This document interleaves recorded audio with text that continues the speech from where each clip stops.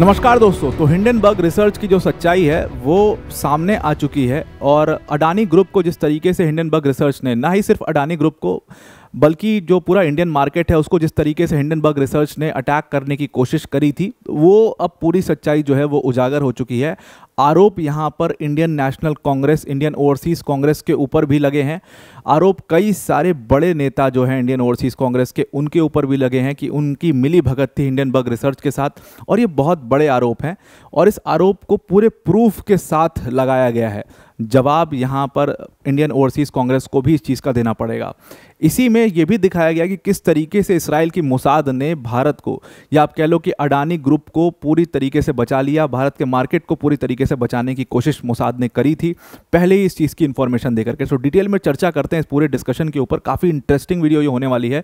But video में आगे बढ़ने से एक छोटी सी अनाउंसमेंट अनअकैडमी टीम की तरफ से कि अनअकैडमी ने अपने यूपीएससी सीएससी के सभी कोर्सेज में बिगेस्ट एवर डिस्काउंट दिया है और हमारा जो यूपीएससी सीएससी का फाउंडेशन कोर्स है वो सिर्फ और सिर्फ 19,999 में आपको मिल जाएगा। इस कोर्स में अनअकैडमी की टॉप फैकल्टीज जैसे मृणाल सर, प्रतीक सर, सुदर्शन सर जैसी फैकल्टीज आपको यहाँ पर पढ़ा रही होंगी इस बैच के अंदर में, और उसके बाद इस बैच के बारे में आपको वीडियो के अंत में बता दूंगा। अब आते हैं अपने टॉपिक के ऊपर वापस। तो पिछले साल 2023 में हिंडनबर्ग रिसर्च की एक रिपोर्ट आती है और अडानी ग्रुप के ऊपर उन्होंने भयंकर टारगेट किया।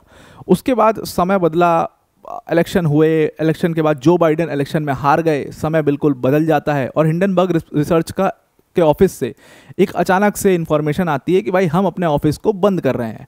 अब सवाल खड़ा होता है कि भाई हिंडनबर्ग रिसर्च, इतना बड़ा रिसर्च फाउंडेशन जो कि कहने के लिए इतने बड़े बड़े लोगों को बचा रहा था, लोगों का जो पैसा था उसके साथ फ्रॉड होने से बचा रहा था, ये हिंडनबर्ग रिसर्च अचानक से ये क्यों अनाउंस कर देता है इलेक्शन के बाद कि भाई हम अपना ऑफिस बंद कर रहे हैं। पूछा कि जी आप अपना ऑफिस क्यों बंद कर रहे हैं? उन्होंने कहा कि देखिए हमारे पास जितने प्रोजेक्ट्स थे वो हमने कर दिए, हमने डिलीवर कर दिए हैं और अब हमें अपना ऑफिस मतलब रखने की कोई ज़रूरत नहीं है, इसलिए we are closing our operations, और कोई रीज़न नहीं है इसका। लेकिन यहीं से एक सेंस आया कि कुछ तो कुछ पक रहा था, कुछ गड़बड़ हुआ है और हिंडनबर्ग रिसर्च कुछ लोगों को बचाने के लिए, खुद को बचाने के लिए, या पैसे इतने बन गए और वो एग्जिट ले रहे हैं। अब यहाँ से बहुत सारे रिपोर्ट्स, बहुत सारी इन्वेस्टिगेशंस और उसके बाद बहुत सारी इन्वेस्टिगेटिव एजेंसीज हिंडनबर्ग रिसर्च के पीछे लगती हैं। और ऐसा नहीं है कि हिंडनबर्ग रिसर्च को कभी किसी ने मॉनिटर नहीं किया, शुरू से ये एकदम बिल्कुल मॉनिटर के अंदर में थे। तो पूरा मैं आपको समझाता हूँ कि हुआ क्या था एग्जैक्टली। तो देखिए हुआ क्या था कि इन्होंने साल 2023 में जनवरी के समय पर अडानी ग्रुप्स के ऊपर बहुत बड़ा हमला किया था। एक रिपोर्ट के तहत एक रिपोर्ट निकली थी और उसके ऊपर उन्होंने अडानी ग्रुप के ऊपर ये इल्ज़ाम लगाए थे कि भाई ये अडानी ग्रुप जो है इंडिया का, ये अपने शेयर्स को, शेयर के प्राइसेस को इन्फ्लेट करके शो करता है और जो मतलब कई सारी शेल कंपनीज हैं उनके थ्रू उसको खरीदता है और दिखाता है कि इसकी डिमांड बहुत ज़्यादा है। ये सारी चीज़ें, सेबी के चेयरमैन का भी नाम उसमें उन्होंने घसीट दिया था, सेबी के चेयरमैन को भी उसमें इन्वॉल्व किया था। और अडानी ग्रुप्स के ऊपर जैसे ही ये इल्ज़ाम लगा, इंडियन मार्केट ने ब्लीड किया, बहुत पैसा लोगों का नुकसान हुआ उसमें, और उसका पूरा मतलब जो श्रेय जाता है वो हिंडनबर्ग रिसर्च की उस रिपोर्ट को जाता है। उस रिपोर्ट को काफ़ी डिटेल में कवर भी किया था मैंने कि कैसे कैसे क्या आरोप लगे हैं, कैसे कैसे वो वर्क करता है, इसका मतलब क्या होता है। तो ये मतलब साल 2023 की ये घटना थी जब हिंडनबर्ग रिसर्च रिपोर्ट ने ये क्लेम किया था अडानी ग्रुप के ऊपर। अच्छा, ये समय बहुत ही क्रूशियल समय था अडानी ग्रुप के लिए, क्योंकि उसी समय पर उनकी $1.2 बिलियन की डील चल रही थी हाइफा पोर्ट के लिए। अब आपको पता है Haifa port is a very important point with respect to जो हमारे प्रोजेक्ट्स बन रहे हैं, जो पूरा मिडिल ईस्ट में हमने पूरा इकोनॉमिक कॉरिडोर बनाने का सोचा है जिससे हम यूरोप को कनेक्ट करेंगे, उसके लिए हाइफा पोर्ट एक बहुत ही इंपॉर्टेंट पोर्ट है। तो हाइफा पोर्ट की ये जो क्रूशियल मतलब प्लेस है वो इस पॉइंट पर है, वो भी एक बहुत इंपॉर्टेंट था और उसके लिए अडानी ग्रुप की डील चल रही थी। $1.2 बिलियन की डील थी इजराइल की गवर्नमेंट के साथ। इजराइल जो है इस पोर्ट को प्राइवेटाइज कर रही थी और कई सारे लोग इसमें लगे हुए थे। अब ये डील जो है वो कंफर्म हो गई थी। इसको दो बड़ी ग्रुप्स ने मिलकर के ले लिया था। एक ग्रुप का नाम था गैडेट मेसोफिम फॉर केमिकल्स लिमिटेड और दूसरी अपनी थी Adani ports and special economic zone limited. इन दोनों ने मिलकर के, और मेजर जो इसमें स्टेक थे वो इंडियन कंपनी के पास था, यानी अडानी ग्रुप के पास था, बाकी दूसरी भी कंपनीज थी। तो इन जॉइंट वेंचर ने मिलकर के पूरा प्राइवेट डील $1.2 बिलियन की डील कर ली थी। ये डील उसी समय पर हुई थी। और उसके बाद जनवरी में देखो, ये डील होने के बाद क्या हुआ कि बहुत सारी स्पेक्यूलेशंस होती हैं, बहुत सारी चीज़ें चेक होती हैं इसमें कि कितने का बिड है, कितने का इवैल्यूएशन है। और सबसे बड़ी चीज़ ये थी कि जो ये प्राइवेटाइज करने का पूरा डिसीजन था, उसके ऊपर इजराइल की गवर्नमेंट को क्लियरेंसेस लेने थे अपने पार्लियामेंट, जैसे हमारे यहाँ पार्लियामेंट से लेते हैं वैसे वहाँ पर भी उनको क्लियरेंसेस लेने थे। उसमें बहुत समय लग गया, उसमें 18 महीने का लगभग समय लगा। तो इस सब के बाद फाइनली जनवरी के समय पर, जनवरी 31, 2023 के समय इस डील में फाइनल सिग्नेचर होने वाले थे। और इजराइल के प्राइम मिनिस्टर बेंजामिन नेतन्याहू मौजूद थे, और इंडिया के जो गौतम अडानी जी जो हैं, जो कि अडानी ग्रुप के चेयरमैन हैं, वो वहाँ पर उस समय पर इजराइल में मौजूद थे। इसी दौरान, इसी दिन जब ये सारी चीज़ें चल रही थी, ये सब कुछ साइन होने वाला था, इसी दिन एक और बड़ी घटना घट रही थी। अब कट टू आते हैं आरोप के ऊपर। एक व्यक्ति हैं विजय पटेल। विजय पटेल चलाते हैं एक फैक्ट चेक वेबसाइट, और उसका नाम है ओनली फैक्ट। उन्होंने एक पूरा थ्रेड, जो ट्विटर का थ्रेड है, उसको उन्होंने उसके ऊपर डाला, और वहाँ से उन्होंने एक बहुत बड़ी कॉन्स्पिरेसी रिवील करी। और यहाँ पर उन्होंने बताया कि देखो, ये कॉन्स्पिरेसी रिवील करके मैं नहीं रिवील कर रहा हूँ, ये मोसाद ने रिवील करी हुई है ऑलरेडी। और मोसाद ने अडानी ग्रुप को भी बचाया। मोसाद ने एक बहुत बड़ी कॉन्स्पिरेसी के बारे में उनको भनक लगी कि जब ये साइन होने वाला था बेंजामिन नेतन्याहू और गौतम अडानी के बीच में, और एकदम उसी समय पर जो है ये हिंडनबर्ग की रिपोर्ट अडानी के ऊपर आना, ये सब एक बहुत लार्जर कॉन्स्पिरेसी का एक हिस्सा था। ये बात मोसाद ने खुद अपनी गवर्नमेंट को बताई थी, और उसके साथ साथ ये बात फिर गवर्नमेंट, इजराइल की गवर्नमेंट के थ्रू अडानी को भी पता चली थी। लेकिन तब तक ऑलरेडी थोड़ा लेट हो गया था। अडानी, मतलब जो हिंडनबर्ग रिसर्च की रिपोर्ट है, वो ऑलरेडी आ चुकी थी। तो मोसाद ने ऐसा क्या पता किया था कि ये खबर जो है वो एक बहुत बड़ी सनसनी क्रिएट कर देती है। तो देखिए, मोसाद जो है, उनको कुछ अंदेशा था कि ये कुछ तो चल रहा है यहाँ पर, कुछ मतलब पक रहा है यहाँ पर। और मोसाद ने क्या किया कि फिर मॉनिटर करना शुरू किया। जब यहाँ पर ये डील दोनों लीडर्स के बीच में चल रही थी, अडानी ग्रुप के बीच में और बेंजामिन नेतन्याहू के बीच में, एक मीटिंग और चल रही थी, और उस मीटिंग का नाम था ऑपरेशन जेपलिन। इस मीटिंग में कहा जाता है, मोसाद एजेंट्स ने, जब उनको इस पूरे ऑपरेशन जेपलिन के बारे में पता लगा, तो उन्होंने मॉनिटर करना शुरू किया हिंडनबर्ग के ऑफिस को। और जब उन्होंने हिंडनबर्ग के ऑफिस को मॉनिटर किया, तो वहाँ पर उनको कई सारे एक्टिविस्ट, कई सारे लॉयर्स, इंडिया के बड़े बड़े पॉलिटिशियंस, इंडिया से जुड़े हुए बड़े बड़े पॉलिटिशियंस, हेज फंड्स, मतलब मैनेजर्स, जर्नलिस्ट, सब उनको वहाँ पर मिले। और फिर एक नई कॉन्स्पिरेसी सामने आती है कि कई सारे लोग मिलकर के एक मीटिंग कर रहे हैं। और ये मीटिंग कहाँ पर हो रही है? एक मीटिंग तो वो हो रही है जो बेंजामिन नेतन्याहू और गौतम अडानी के बीच में हो रही है, एक मीटिंग और हो रही है, और ये मीटिंग हो रही है इस एड्रेस पर, ओकब्रुक टेरेस। और इलिनॉय एक स्मॉल टाउन है, उसके मतलब एक नेबरहुड है उसका, ओकब्रुक टेरेस, और ये शिकागो के अंदर है। यहाँ पर जब इजराइल के जो मतलब मोसाद के जो एजेंट्स थे वो घुसते हैं, रिकॉर्ड करते हैं, बातें सुनते हैं, तो वहाँ से उनको पता लगता है कि एक बहुत बड़ी कॉन्स्पिरेसी है।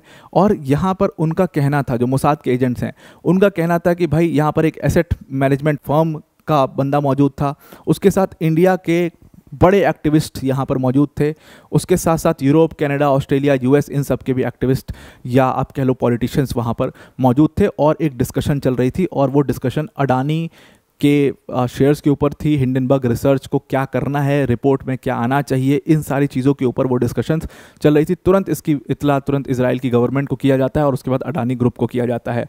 अब ये जो एड्रेस है, अब यहाँ से आरोप लगने शुरू होते हैं। अब देखो, इसमें विजय पटेल जी ने कहा कि देखो भाई, ये उन्होंने अपना बताया, जो मोसाद के रिपोर्ट के बेस पर जो चीज़ पब्लिक में आई, वो ये चीज़ थी।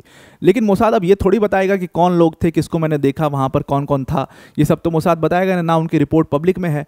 बट आप यहाँ से खुद अंदाज़ा लगा सकते हो कि यहाँ पर कौन हो सकता है। ये जो एड्रेस है, ओकब्रुक टेरेस, जो कि इलिनॉय के स्मॉल टाउन के मतलब नेबरहुड में है और शिकागो के पास है, ये एड्रेस है किसका? अगर आप जाएंगे इंडियन ओवरसीज़ कांग्रेस पर, तो इंडियन ओवरसीज़ कांग्रेस का सेम एड्रेस पाया जाता है। मतलब ये जो मीटिंग चल रही थी, वो इंडियन ओवरसीज़ कांग्रेस के मतलब इंडियन ओवरसीज़ कांग्रेस के कंपाउंड में चल रही थी, उनके कंपाउंड के अंदर चल रही थी, जिसको खुद मोसाद के एजेंट्स ने सुना था। अब ये चीज़ जैसे उन्होंने बोली कि यहाँ पर इंडियन ओवरसीज़ कांग्रेस के ऑफिस में ये मीटिंग चल रही थी हिंडनबर्ग रिसर्च की, तो मैंने जाकर के सर्च किया, और ये बात 100% सही है कि सच में इंडियन ओवरसीज़ कांग्रेस का ऑफिस उसी नेबरहुड में मौजूद है। हालांकि अब यहाँ पर बिल्डिंग नंबर तो मेंशन नहीं है, लेकिन उसी नेबरहुड में इतना बड़ा कोइंसिडेंस कैसे हो सकता है? ये देखिए, इंडियन ओवरसीज़ कांग्रेस की वेबसाइट है, और इस पर आपको दिखाई दे रहा है कि ओकब्रुक टेरेस टावर 1 टावर लेन, और फिर ओकब्रुक टेरेस इलिनॉय। ये बिल्कुल इंडियन ओवरसीज कांग्रेस का ऑफिस यहाँ पर मौजूद है। अब दूसरा एक और क्लू यहाँ पर विजय पटेल जी ने दिया। दूसरा क्लू ये दिया कि CNBC ने इन अडानी के ऊपर एक पूरी रिपोर्ट लिखी और ये रिपोर्ट उन्होंने 2/20 पर लिखी, 2/20 पर उसको पब्लिश किया। जस्ट 3 मिनट बाद जो इंडियन ओवरसीज के सेक्रेटरी हैं संदीप वंगाला, उन्होंने इस पूरे रिपोर्ट को ट्वीट कर दिया। जस्ट 3 मिनट, ऐसा लग रहा था कि ये CNBC की वेबसाइट या CNBC का जो चैनल है वो खोल करके बैठे हुए थे कि जैसे ही CNBC इस रिपोर्ट को पब्लिश करे मैं तुरंत इसको शेयर करना शुरू करूं।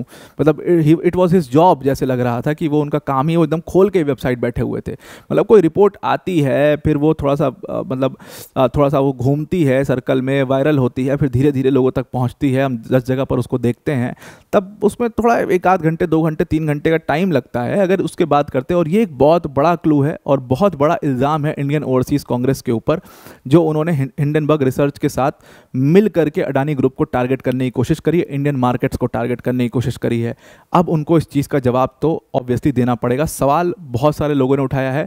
रजत सेट्टी जो कि एक पॉलिटिकल एक्टिविस्ट हैं, उन्होंने भी उठाया कि कई सारे जो फॉरेन फर्म्स हैं वो इंडिया के मार्केट को हैम्पर करने की कोशिश बाहर बैठ करके करते रहते हैं। सवाल उठे हिंडनबर्ग रिसर्च की रिपोर्ट के ऊपर कि कितनी विश्वसनीय ये ऑर्गेनाइजेशन थी और इसकी रिसर्च कितनी विश्वसनीय है। क्या यूएस की गवर्नमेंट को ऐसी ऑर्गेनाइजेशन के ऊपर कोई एक्शन नहीं लेना चाहिए? कितने लोगों ने अपना पैसा का नुकसान किया होगा हिंडनबर्ग के रिसर्च के रिपोर्ट के बिना पर, और कितने बड़े बड़े बिजनेसमैन ने फ्रॉड के बिना पर पैसे बनाए होंगे।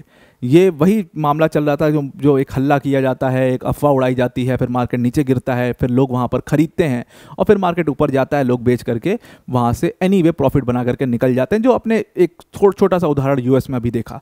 क्या ये वही हिंडनबर्ग रिसर्च करती थी? बिल्कुल वही करती थी। बिग शॉट लॉयर है मिस्टर जेठमलानी, उन्होंने कहा कि ये डीप स्टेट का काम है। जॉर्ज सोरोस जो बिग शॉट लॉयर है मिस्टर जेठमलानी, और उन्होंने कहा कि ये पूरा काम जो है वो डीप स्टेट का है। डीप स्टेट जिसको जॉर्ज सोरोस चलाते हैं, और वो इसी तरीके से, मतलब उनका एक पूरा ग्रुप है जिसमें इंडियन ओवरसीज कांग्रेस भी उसका एक पार्ट है।